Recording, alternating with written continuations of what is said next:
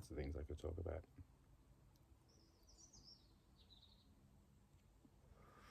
What will I? An interesting one, I think, which is quite big these days, is the topic of. There's many words, but let's pick the primary one, which is will lead to the others, which is loneliness. Yeah, loneliness, having no friends, is subjective, really, isn't it? I mean, I don't see many friends. I don't have many friends, but I'm not lonely, and there's a difference. I think, I guess, if you're missing something within you, you need to fill that gap by with other people. I never was that kind of a person in my life since I was very small. I've always moved around, homes, locations, all the rest. I moved too fast to develop any serious good friendships with people. And I didn't go to university, and I didn't do that stuff. I went a different route, you know. So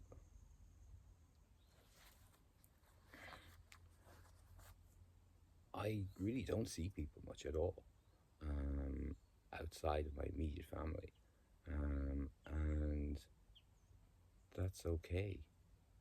Everybody's busy, right? Yeah, I know that everyone's busy. Now, one thing that I have to do something about is that friends and family, let's put that together, and that's a bit different. I don't see family either. No, I mean, apart from my own, my wife, and my children, outside of that, there's nobody I see in my family. And that's quite different to when I grew up and my generation was growing up in the 80s, 70s. We saw family quite a lot. We would go visit them, they would come visit us. But that's not really happening anymore. I guess maybe the family's gotten too wide, it's another generation down, it's spread out, it's bigger, and you know, but nonetheless, my kids have never met any cousins in their own country since they were like 2 years old, if even. One of them, I don't know if he's met anyone. My youngest, and but their family in Poland, they know all of them. They go to see them, and but in Ireland, it's strange. To me, it's not so surprising because that's a little bit of one of the ways that you will find amongst Irish. It's one of those kind of, okay, I'll tell you back. I'll take it back. I'll take it right back because this is a perfect example. I had a cousin when I would have been very small, 6, 7, 8, that kind of time. I heard about this cousin, and her name, I call everybody Jane, so let's call her Jane. And Jane had multiple sclerosis. And when I found out about this, I asked what was wrong with this lady, and that's what was wrong with her. And so I got very interested in what that was about, what she could do, and all the rest. And I determined in the very early 80s that there's nothing really to do for multiple sclerosis, and that the only thing that might work for her would be cannabis, which was of course illegal, so that's not a problem, that's not possible. But the thing about it is I never met Jane, and I think that's because people avoided her very much for the same reason. Today, in my own particular multiple sclerosis adventure, I think people avoid me because, and the reason I think they avoided Jane was because nobody really knew what to expect if they go see Jane or if they come see Mike. Maybe Mike gonna have a fit because they don't understand anything about MS. It's a bit like AIDS was. Remember when AIDS came out first? I get that same kind of thing about MS. I really do. I remember when I was diagnosed 18 years ago, it was big shock. And to be told the severity of what I had, and it hadn't fully started on me yet. When I was diagnosed, it was about to start and hit me hard. I convened 3 of my friends to tell them my news. And I remember the bar. The bar has shut down since, but I remember the bar we went to. I remember sitting there with them, and I remember telling them, like, look, I don't know what the future has for me now. Being diagnosed with multiple sclerosis. The neurologist says it's very severe and highly aggressive, and I don't know my future. And I'm just hoping that you guys are gonna stick with me through this. So that would have been then, and then within, I would say, 2-3 months, I was in a wheelchair. I was on strong drugs. I had been taken over by the multiple sclerosis, and since then, I've not seen 2 of those good friends since that meeting we had. Since I called them together, since I called them in to tell them I would, be hoping for support and things. Haven't seen them since. They ghosted me. The third guy, I'm actually seeing him this week to play pool with him. He's a great guy. But the other 2, so that's 2/3, 66%, of what I thought were solid friends to get through all of this with, walked away. They just walked away. I don't know where they are today. I don't have any contact details from them. They don't answer any contacts. They've done all the thing that you would do when you ghost some. That's what happened. Everybody's busy with their own lives. I get that. I do get that very much. Yeah, I do. But, there are ways to live, aren't there? I'm very lucky that I didn't get sucked into whatever they got sucked into, I guess, and that I remained on the side that is more about compassion and understanding, and how life can throw you a curveball. And at the end of the day, for me, I'm glad they weren't there, because I don't know what they would have or could have. Nobody could have done anything for me in my MS. So they've gone. Maybe they have kids, maybe they're married. I really don't know. They were good friends. One of the guys, I remember one night, we came home, we'd been out clubbing, and he was in such a bad way, so sick. I remember I let him sleep in my bed, and I slept on the floor beside my bed. You got good friends. That's the kind of thing you do. But apparently not a good friend at the end of the day. No. What's the word? Ligger. Yeah, ligger. These guys were liggers. They thought that they were cool, but really, no, they were not cool.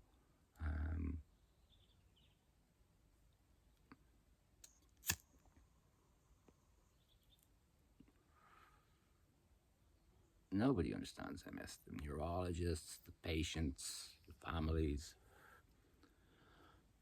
But you can't be afraid of it and run away. Don't do that. There's thunder coming in. I have a feeling it might start pouring rain any second. Have some lighting here.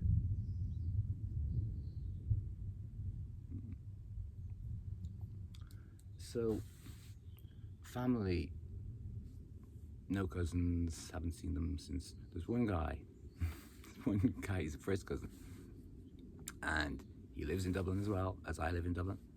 And I think the last time that I saw him and any of these family was at a reunion, which I think was, I know it was organized by my dad for the whole family in where the family originate, which is Kilkenny. And there was a big meetup for lunch in a hotel. All the family were there, loads of generations, from the oldest, who was my dad at the time, to the younger generations. It was great to see everyone. That was 25 years ago, and nobody in the interim has taken up motivation to do similar thing. I guess I could, but I have no resources. I have no organization within me anymore. I can't do those things anymore. I wish I could. That's the thing about MS, is it just stops you from being able to do the things that you could do and the things that you want to do.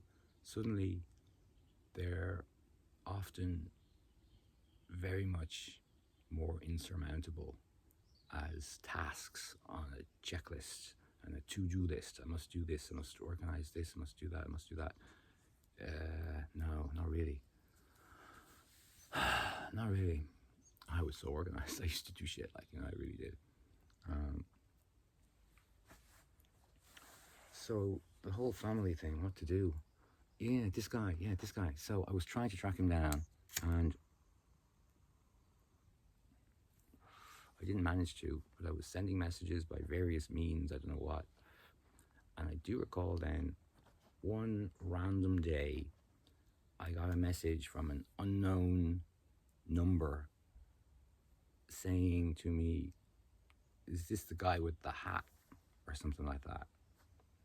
Man, what the hell is this? And it's like, out of the blue. So I don't know. Just ignored it, deleted it. But then, months later, it dawned on me, okay, that could be that cousin. Because yeah, I wear hats a lot. I wear a lot of hats. I like wearing hats. And that could have been him. But I had, in the interim, lost that number or something. So I don't have that because he didn't tell me who it was. Because my MS brain won't make those, sideways humorous connections like, you the guy with the hats. Mike with no MS would have gone, yeah, man, that's me. But MS Mike is going, what you talking about? Like, who are you? So you need to be a little bit direct. Don't beat around the bush and stuff, when you're... Anyway, so I'm still trying to track him down. He was a great guy. I'm sure he has kids. I'm sure he has kids similar age to my kids. My kids, one of them is no longer a kid. He's an adult now. So he's gone through his whole childhood without meeting any of his cousins in his own country. What do you think about that?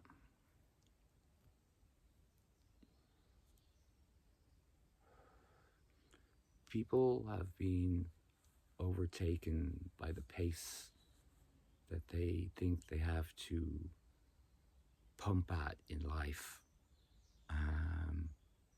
And everything has become very, very grounded in their own lives, but nothing outside.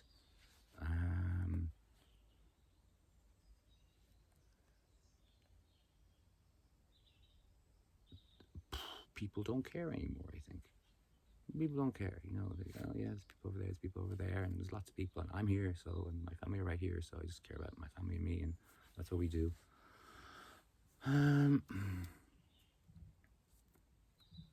But is that really a good thing at the end of the day? I don't know. I just don't know.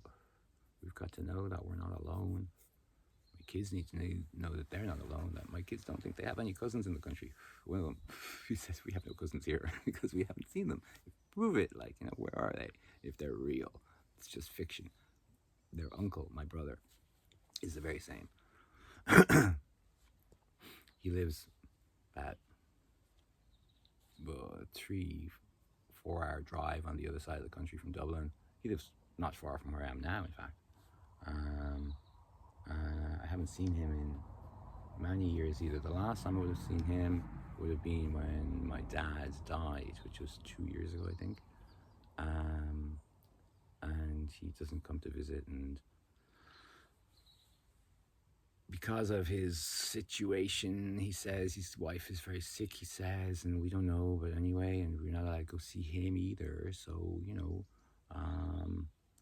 it's all a bit of a freaking mess, really, isn't it? Like, it's a bit unacceptable. But I'm not the guy who's working 8 to 6, 5 days a week and harder, like many of these people might be. I'm the guy I'm the fool on the hill. Yeah, I'm the fool on the hill, honey. I just sit here. The world keeps going. I'm out of participation in it, in any normal, standard way. But I'm still here. I'm still here, and I still have eyes, and I still have my mind is still very much working. The MS had sent me down a roadway of medication, serious medication, restricted medications, and lots of steroids, oral steroids, high doses.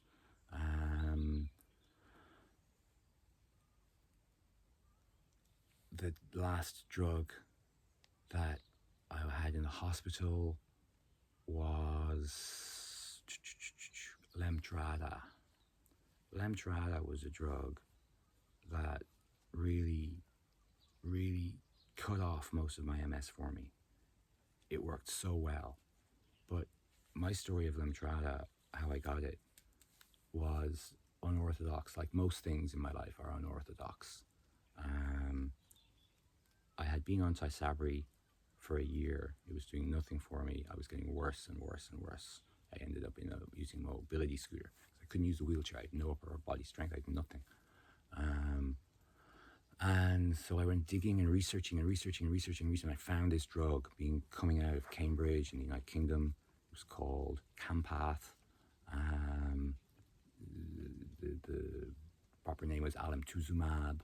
And I read all of the clinical data on this that I could find. If you go looking, you'll find. And I do remember very well reading a data sheet talking about a clinical trial for this drug where, let's say, 100 people signed up, and 3 months later, 25% were dead, and 6 months later, 50% were dead, and a year later, 100% were dead. I was like, whoa, what am I doing here? But I kept reading, and I saw that actually this was not applicable to me. These people were being treated for a type of cancer. The drug was highly experimental at the time. But I identified it for MS, which they were talking about, and I said, this will work for me. So I quit Tysabri, and I said, I'm only going to take this new drug. And they were like, it's still in clinical trial, we can't give you that. I was like, well, I'm not taking anything, only this. So I had to wait, and a very good neurologist that I had, he pursued it and he pushed it, and he managed to get it for me on compassionate grounds, they called it. I think it can be a code sometimes for, we have a patient who's nuts and is unreasonable, and they were refusing everything except this, so we have to give it to him. So I think it was kind of that kind of a situation, but I got it, and it worked.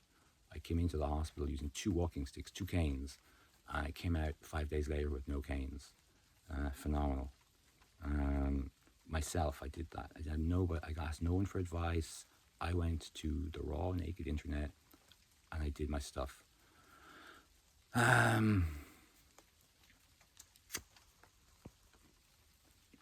You have to have failed on other drugs before you'll get Lemtrada. Highly restricted. Very few people still on it. But for me, it's brilliant. The only symptom really now I suffer is fatigue, permanent, ongoing fatigue. I look great, but don't ask me to go doing too much or walking up that mountain. No, thank you. Maybe, but probably not. So I'm going to try and track down some family. There is more family actually close to us in another direction, that we were in his town yesterday. And I had sent him mail last week, but I heard nothing from him. People are busy. People are just fucking very busy. I appreciate that. I understand that. Yeah, I do. So what are you going to do? You're going to do your thing. Don't be lonely. Shit. There's a whole lot of free books in your library that you have not read, okay? And stuff like that. I don't watch television anymore. I quit television. And where we are staying at the moment in this holiday house in Donegal, there is television, and the television we turned on last night. Oh my goodness. I'm so glad I'm not in that anymore. Surfing through the channels. And the crap and the advertising. Frank Zappa said it right. You know his image. Yeah, if you don't, basically he's got a toilet up at the back of the room, and it's connected to the television, because that's what TV is. So yeah, got him out of that. It's raining. It's really raining on me now, so I kind of have to go. Let's see. Can you see any drops of rain? No, really, no, in that. But yeah, okay. So family, you can do without them. They're not necessary, but they're nice to have, and especially for younger generations to know that they have other people around them. Okay, I'm getting really wet. I'm going to go. Look out for your family if it's important to you, and if you're lonely, reach out to them, Okay, I have to go. Bye-bye.